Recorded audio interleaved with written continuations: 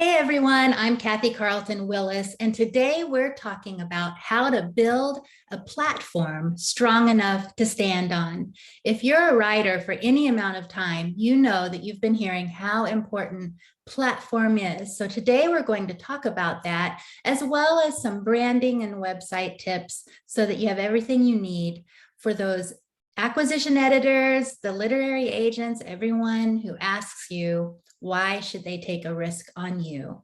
And this will help set you up for better success. So what is platform and what does it consist of? Your platform will boil down to a number, the number of people you know, but also the number of people who know you. And that is really important these days with marketing.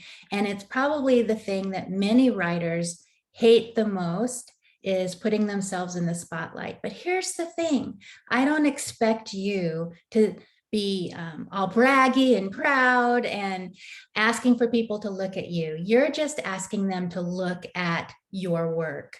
And that work has been, as Christians, led by God. And because of that, we're really putting him in the spotlight. We're putting his message in the spotlight. And every single book or other thing that you write, whether it's for the general market or for the faith market, you are writing because God led you to write that. And we can be happy about putting that in the spotlight, can't we? So here are some ingredients of your platform. It's your areas of expertise and experience, voice and vision, passion and purpose, audience, affinity groups, target markets, name recognition and visibility, your scope of influence, the opportunities for exposure that you have, your scope of reach, and your credentials, and let's just call it street cred. All of that goes together to build your platform. And agents and editors always want to know who makes up your audience. They will only offer contracts if they think your platform is big enough to sell the number of books they need you to sell. And if you understand the risk they are taking in this market where the economy is rough, it costs a lot of money to promote your books, and they need to make sure that you have what it takes to help them get the word out about it. So they're going to ask you some numbers, the circulation of every publication for which you write. Are you not writing for publications? Maybe even as a novelist, you need to be writing those shorter works so that your name is getting out there. It's the audience numbers for each venue where you speak. So if you have any idea that you might like to be a speaker, this would be a good reason to do that. And my other session that I have posted is on how to be a novelist who speaks. It's the listening and viewing audiences or scope of reach for media where you appear as a host or a guest, your online readership for your website, your blog, any other site where you have a presence, those podcast listeners, teleseminar and webinar attendees, all of those things build into this number. Even the organizations and civic groups for which you belong, alumni groups, any group that has a mailing list basically, or a membership list that you belong to, and church, of course. All of those are ways where people will recognize you and help you get the word out. And of course, the one that we think about the most these days is social media contacts: Facebook, Instagram, Twitter, LinkedIn, Pinterest, TikTok, you name it. It all adds up to your audience, and your audience is part of your platform. So we really have a two-sided platform. You know, when we hear beauty pageant contestants talk about their platform, they're talking about their cause. But when we as writers have a platform, it's two-sided. So it's not just your message, but the other part is your audience. It's whatever you do to create name recognition so that the public can find you. And let's face it, we want them to want to find you. So let's define your audience even more. Who is your audience? Avoid making your target audience too general or too broad, especially in your book proposals or when in your pitches. If you say that your book will appeal to anyone from 20 to 120, you're just going to get that literary agent or acquisitions editor to roll their eyes at you because they need for you to be more specific. If you don't aim the message to hit home with specific niches, it won't hit home with anyone. It will be too general to engage readers and create those aha moments that we want them to have. So let's look at demographics. Show the agents and editors you know the demographics of your target reader, the consumer.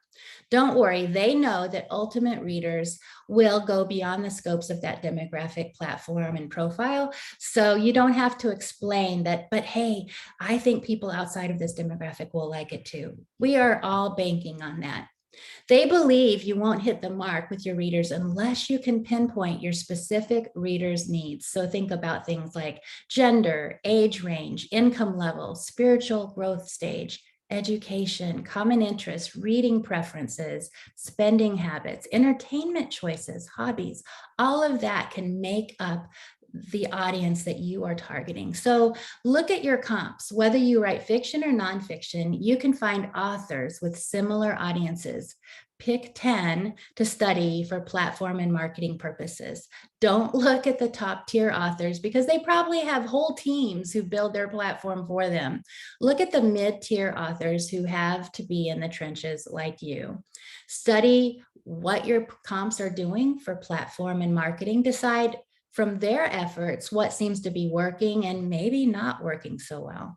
From this research, make a specific list of ways you can expand your platform and your marketing plan. And here's a really good tip. Before you have built your platform, or maybe it's there, but it's just not big enough to get the attention of that next contract you really want to have, I recommend that you borrow a platform until you can grow yours. Have a high profile celebrity write the foreword to your book. That's one way to do it. And you know what? When they do that, they're often invested in your project and they will go beyond that by spreading the word about your book when it releases. Request endorsements from those who have bigger platforms.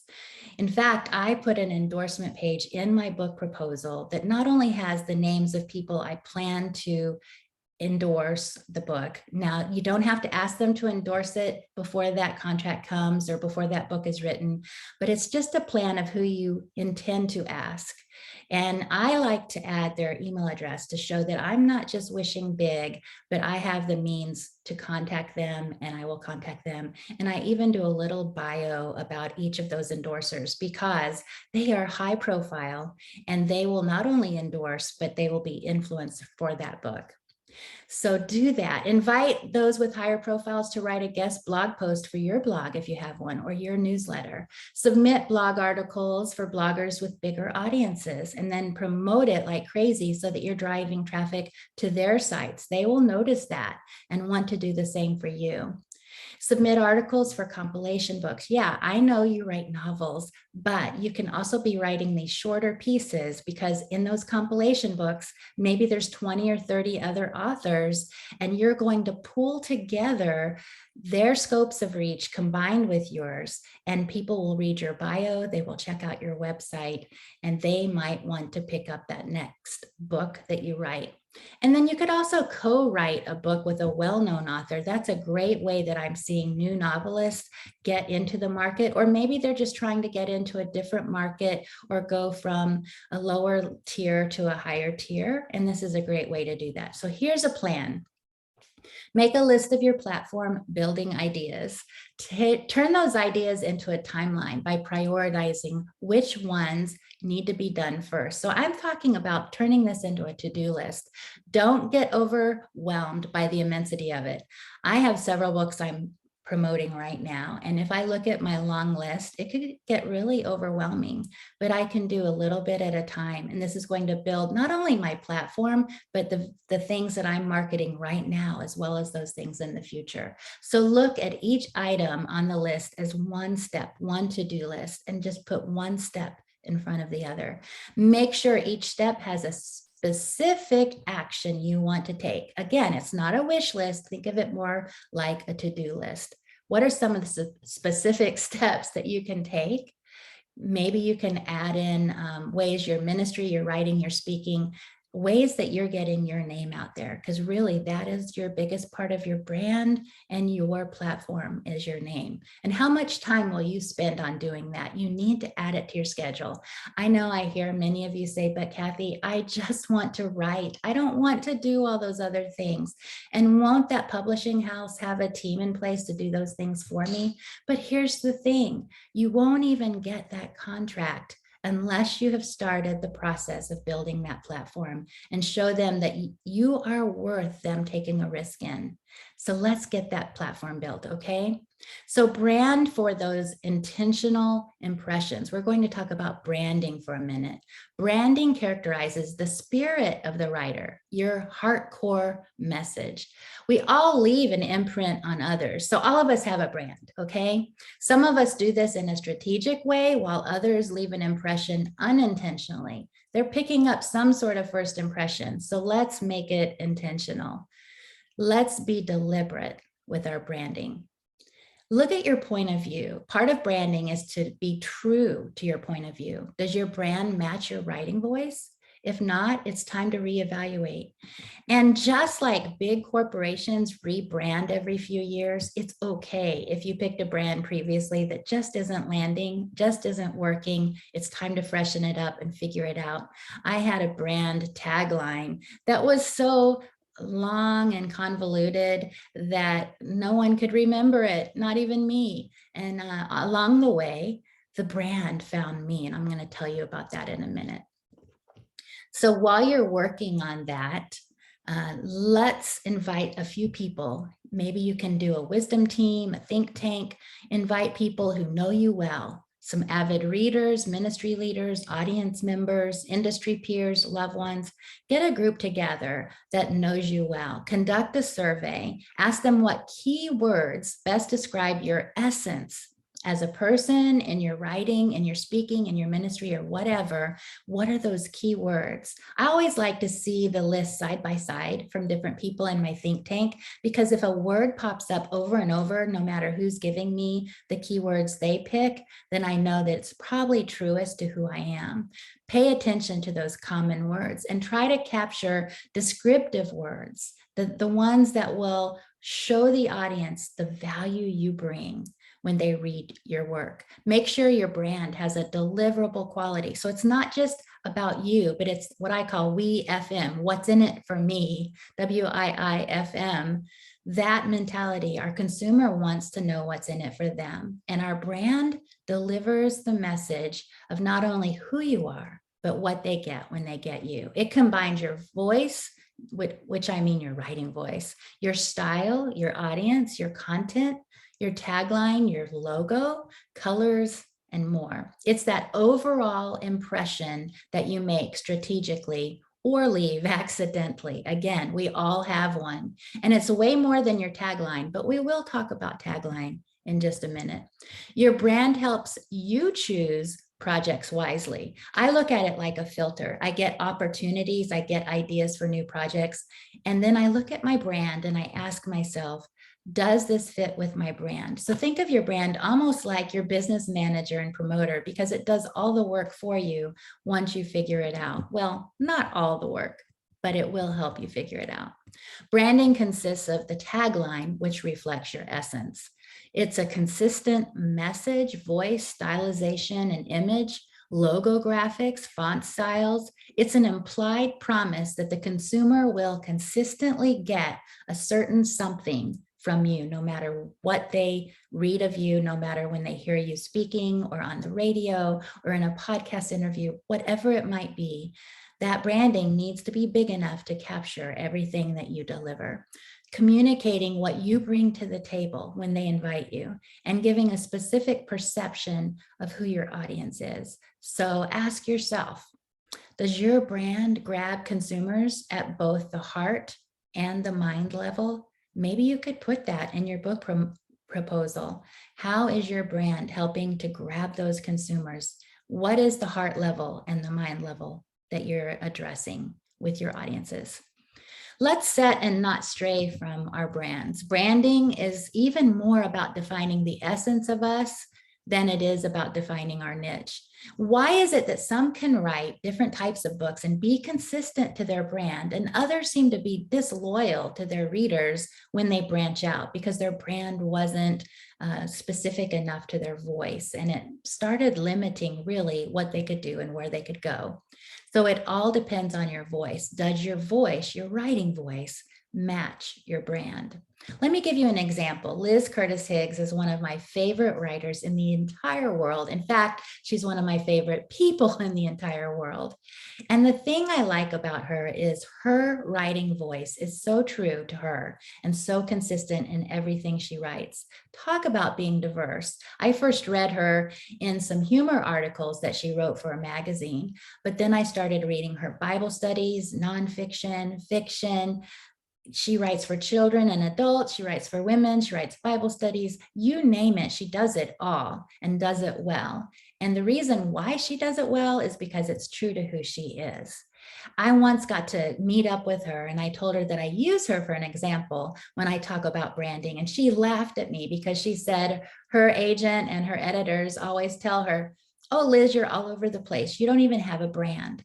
But I told her, "Liz, you do have a brand. Your brand is you. Your brand is the fact that you're true to your voice. I can know right away something I pick up is from Liz because it's all about her. And our brand should be all about us and what we deliver and making sure our consumer gets that every single time." So when your brand is true to your voice, that's the best brand of all because it's the imprint that God wants you to leave. And that's more important than anything else, okay? So leave a bigger brand impression. What branding strategy will you use to help get the word out about your work? This is your branding footprint, the impression you leave behind. Once you have your tagline and branding created, develop a branding strategy to use it. Place your branding where others can become familiar with your area of expertise. Think of branding and marketing like blowing a dandelion.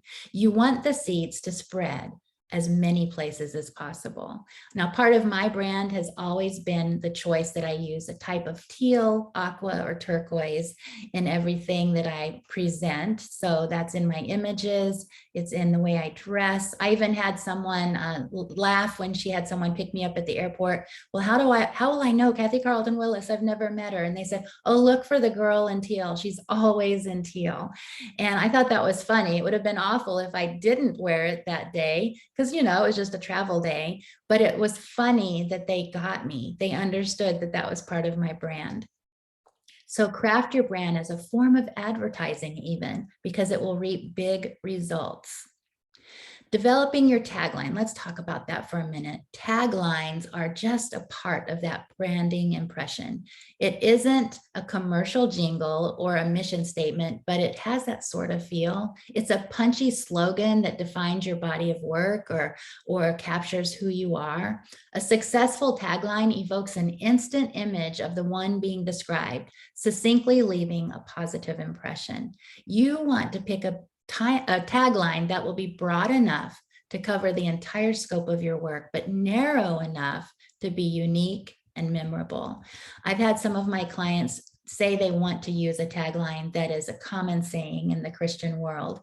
And I think that those sayings are wonderful and they may define who you are, but they're not unique to you. And they could describe 10 or 100 or 1,000 other writers. So let's try to grab something that we could say, yeah, that is the essence of who that person is. Sometimes a tagline is also referred to as a strapline or a slogan. When identifying the components of a good tagline, look for 3 elements. 1, does it succinctly voice your mission? It needs to capture what you're all about. 2, does it offer the consumer a promise of what's in it for them? Now, remember, whenever we make a promise, let's over deliver, not over promise. Okay, so under promise, over deliver. Your tagline needs to be about that. Make sure you're giving them more than they bargained for. Does it fit consistently, number 3, with the rest of your branding elements, your logo, book titles, speaking titles, your bio? Everything should go together. So if you're a funny gal, all of that should be kind of funny or whimsical. If you're a really serious gal and you deal with serious matters, then maybe your look and your brand and your tagline should also be serious. Make sure that it doesn't only define, but uses pizzazz to punch up that sell factor and make you a household commodity. I know you may have never thought of yourself that way, a household commodity. But when I scroll through social media, one of the things I notice with my friends, they tend to share these quotes and memes and articles from the same authors over and over. They just seem to relate to those messages that resonate with them. And it's because those brands really hook them. And so we want to have a few people that quote us. Won't that be fun to be able to do that, or to recommend that next book that you just have to have because you like everything that they write? I have a reading buddy, and we just, when we follow an author, we try to read everything that they have written, and then we move on to someone else, maybe from a similar genre, or just we really like to explore these authors in depth, and finding their brand really helps us to do that. So let's talk about that tagline some more. Keep it short enough that you can remember it. And also, when you think about being introduced by an MC or a host at an event, that tagline needs to be pretty cool for that. If it gets really overworked or manipulated in some way, you can just tell that it's not going to land well. So make it catchy. Use originality, humor, drama, make it memorable in some way. Taglines offer a quick snapshot of what your heart looks like. So let's think about that. If we think about a tagline being like a snapshot, we want them to get to know you by it. Okay, so let's let them get to know us by our tagline, and not from our 6th grade photo, that snapshot. No, let's let them know us through an intentional brand and tagline. A tagline will build your public exposure, your name recognition, and even give an implied promise to the consumer of that certain special something that you consistently deliver every single time. The tagline will hook your target audience because it's relevant, real, and fits with the consumer's need or want. If your tagline defines you, defines your work, and grabs readers' hearts and minds, then you've developed the right tagline. So I'm giving you a tagline project. It's in the notes. Make a list of keywords that tie into your message. Get that think tank or wisdom team in order so that you can get those keywords, play around with the order of them, combine them. It's sort of a mix and match thing, like Garanimals for kids, where you take this top and this bottom and put them together. These phrases work well together in this order. Just have some fun with it. It's almost like one of those slider puzzles where you have to move around the squares until it spells out the answer. Your ultimate tagline captures your essence and gives others a clue to what they get when they invest in you. Ask yourself that WeFM, what's in it for me, that the consumer is wanting to know. Make sure there's an implied deliverable to potential recipients or consumers, and not just a brag about you. You'll know when you land on it because your heart's going to beat a little faster and your mind is going to surge with ideas. As soon as you land on it, it's just going to feel right. And anything before that time doesn't feel right at all. I give you a set of 9 questions in my notes that you can have your think tank answer. This will help them see different layers and levels of who you are, and might help them come up with a word they didn't think of otherwise. So I'm including those in the notes. So that is your brand, your platform, your tagline. Let's end by talking a little bit about your website. Some of you already have a website, some want to get a website. Let me just touch on a few of the things that I'd like to see you include in your website. This is the main thing I'm going to say probably 2 or 3 times, is think about every type of person you want to visit your website, and think about why they're visiting your website, and does your website answer the questions that they might have. So our main goal with our website is to pre-answer the questions of our visitors. So if we have a blog host coming on, we need to answer their questions ahead of time. Maybe see some sample blogs to show that you're the type of writer that will fit well with their blog. Maybe there's a podcast host that comes to see if you might be a good fit for their show. How about an event planner? Maybe you're a speaker. All of these different ones have questions in mind to check you out before they engage in a conversation with you. Does your website answer their questions? If you're looking for a literary agent or an acquisition editor at a publishing house or some other editor, when they come to your site, are they going to find what they need to find to make that conversation happen with you? So if you think about it in those terms, it's not just about your reader, although it's about them too, and especially about ministering to them. But we really want to see those things happening. So here's the novelist's website. Your homepage obviously is that first page they land on. Is there a way for them to sign up for your mailing list? The mailing list is so important. And I always say in the newspaper world, when I was an editor for newspapers, we always gave the priciest advertising to above the fold, because people tended to read that top right, especially part of the newspaper, the most and first. And sometimes the things below that fold didn't get caught. And so for websites, I call it above the scroll. So before they have to scroll down, your most important things need to be there. So that will be your banner, your tagline, a photo of you, something welcoming that makes them feel like they know you. But also that top right is a great place for them to sign up for your mailing list. Don't make them hunt for it. Don't make them scroll down. Let it be right there. So I call that above the scroll. Some of you will put your blog right there on the homepage. Others have a blog page for it. Make sure there's a personal note on that homepage in first person from you. So it's not just that stuffy third person bio that we all need and have, but let's have that homepage be welcoming.